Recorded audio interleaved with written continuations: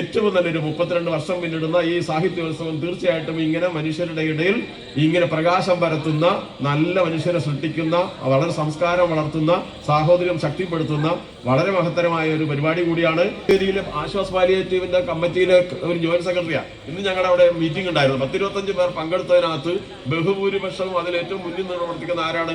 ഞാനീ പറഞ്ഞ മദ്രസ പഠിച്ചവരാ. അപ്പൊ എന്താ മദ്രസ പഠിപ്പിക്കുന്നത്? അപ്പൊ നാട്ടുകാരുടെ ഇടയിൽ ഇത്തരത്തിലുള്ള കാര്യങ്ങളൊക്കെ പറഞ്ഞ് മനസ്സിലാക്കി ആർക്കെങ്കിലും വാട്സാപ്പ് യൂണിവേഴ്സിറ്റിയിൽ പഠിച്ചിട്ട് വായിച്ചിട്ട് എന്തെങ്കിലും തെറ്റിദ്ധാരണ ഉണ്ടെങ്കിൽ അതും കൂടി തിരുത്തി നമ്മുടെ സാഹോദര്യം ശക്തിപ്പെടുത്തുന്നതിന്, തെറ്റിദ്ധാരണ മാറ്റുന്നതിനൊക്കെ ഏറ്റവും നല്ല ഒരു മാർഗം കൂടിയാണ്. പൊതുസമൂഹത്തിന് മുമ്പിൽ നമ്മൾ ആരാണ് എന്ന് ഒന്നുകൂടി മനസ്സിലാക്കാത്തവരുണ്ടെങ്കിൽ തെറ്റിദ്ധരിപ്പിക്കാൻ എളുപ്പമാണല്ലോ, അവരെ പറഞ്ഞു മനസ്സിലാക്കാൻ കൂടി സാധിക്കും. ഇനി ഞാൻ പറഞ്ഞ് ഒരുപാട് നീണ്ടുപോകുന്നു. ഏതായിരുന്നാലും ഞാൻ നിർത്തുന്നു.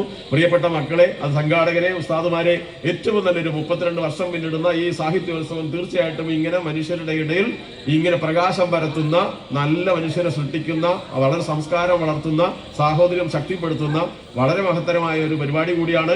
അതുകൊണ്ട് ഈ സാഹിത്യോത്സവത്തിന്, ഈ പരിപാടിക്ക് എല്ലാവിധ ആശംസകളും, പങ്കെടുക്കുന്നവർക്കൊക്കെ വിജയാശംസകൾ നേരുന്നു. ഈ പരിപാടി ഉദ്ഘാടനം ചെയ്യുന്നതിനും പങ്കെടുക്കുന്നതിനും ഒക്കെ വിളിച്ചതിന്, ഇതിനു മുന്നേ ഒക്കെ വിളിക്കുന്നതിന് ഹൃദയപൂർവ്വം പ്രത്യേകമായ സന്തോഷവും നന്ദിയും രേഖപ്പെടുത്തിക്കൊണ്ട് ഈ പരിപാടി ഉദ്ഘാടനം ചെയ്തതായി അറിയിക്കുന്നു. എല്ലാവർക്കും നമസ്കാരം.